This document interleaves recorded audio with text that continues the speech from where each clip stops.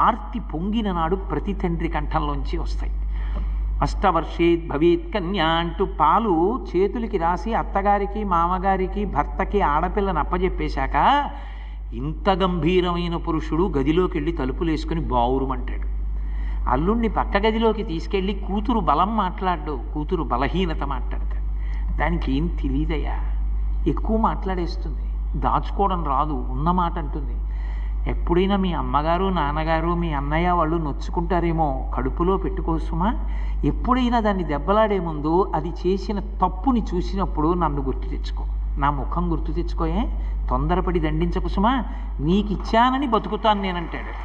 తండ్రి గుండెల్లోంచి వచ్చేటటువంటి మాటలు, ఆమె జీవిత అభ్యున్నతి కొరకు మాట్లాడినటువంటి హిమవంతుడు ఎంత గొప్పగా మాట్లాడాడో చూడు. అవదా ఈశ్వర విన్నపంబు మదిలో నాలింపు ఈ యువిదారత్న